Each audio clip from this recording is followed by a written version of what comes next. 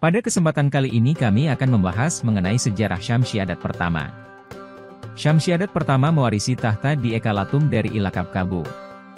Ilaqab Qabu disebutkan sebagai ayah dari Syamsyiadat pertama dalam Daftar Raja Asyur, nama yang mirip tercantum di bagian sebelumnya dari AKL di antara raja-raja yang ayahnya diketahui. Namun, Syamsyiadat pertama tidak mewarisi tahta Asyur dari ayahnya melainkan seorang penakluk. Ilaqab Qabu pernah menjadi Raja Amori bukan di Asur tetapi di Ekalatum. Menurut Mari Eponyms Chronicle, Ilaqab Qabu merebut Shuprum, kemudian Syamsyiadat pertama memasuki rumah ayahnya, Ami-Adad I terpaksa mengungsi ke Babilonia sementara Naram-Sin dari Eshnunna menyerang Ekalatum. Syamsyiadat pertama tetap berada di pengasingan sampai kematian Naram-Sin dari Eshnunna. AKL mencatat bahwa Syamsyiadat pertama pergi ke Babilonia pada masa Naram-Sin. Syamsyiadat pertama tidak kembali sampai merebut kembali Ekalatum, berhenti sejenak, dan kemudian menggulingkan Raja Rishum II dari Asur. Syamsyiadat pertama menaklukkan Asur dan muncul sebagai Raja Amori pertama dari Assyria. Meskipun dianggap sebagai orang Amori oleh tradisi Assyria di kemudian hari, para arkeolog sebelumnya berasumsi bahwa Syamsyiadat pertama memang seorang penduduk asli Assyria. Namun, Usha adalah orang terakhir kedua di bagian raja yang tinggal di tenda di AKL. Uspia belum dikonfirmasi oleh artefak kontemporer. Uspia digantikan di AKL oleh putranya Apiashal. Apiashal adalah raja periode awal Asyur, menurut AKL. Apiashal terdaftar dalam bagian AKL sebagai yang terakhir, bersama 17 raja, penghuni tenda. Bagian ini menunjukkan kemiripan yang mencolok dengan nenek moyang dinasti Babilonia pertama. Apiashal juga terdaftar dalam bagian AKL sebagai yang pertama dari 10 raja yang ayahnya diketahui.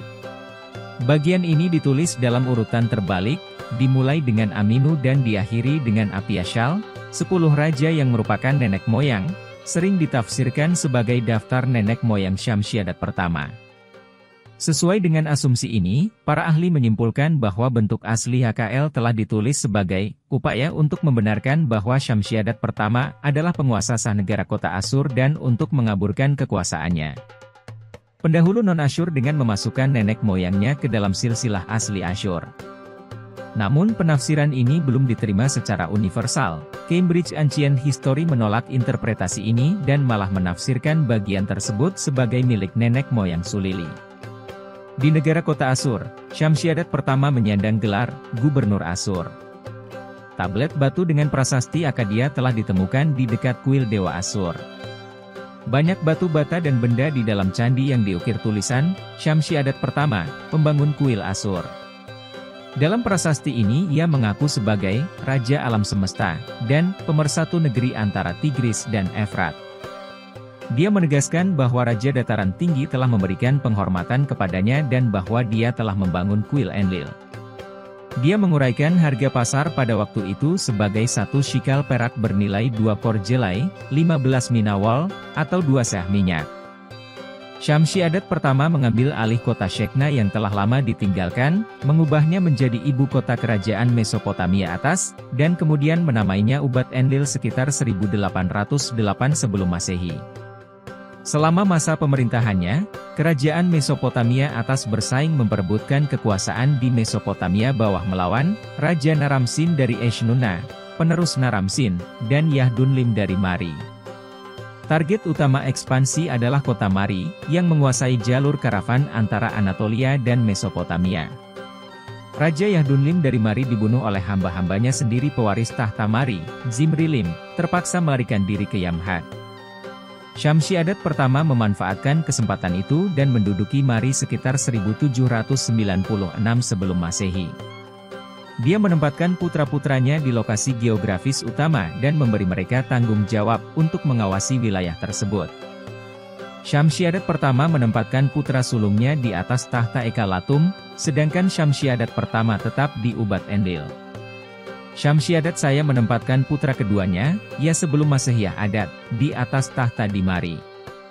Dengan aneksasi Mari, Syamsyiadat pertama telah membentuk sebuah kerajaan besar yang mencakup sebagian besar Suriah, Anatolia, dan seluruh Mesopotamia. Atas Syamsyiadat pertama menyatakan dirinya sebagai Raja segalanya.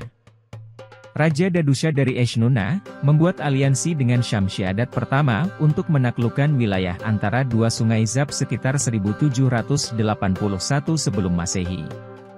Kampanye militer pasukan gabungan ini diperingati dengan prasasti kemenangan yang menyatakan bahwa Dadusha memberikan tanah tersebut kepada Syamsyiadat pertama.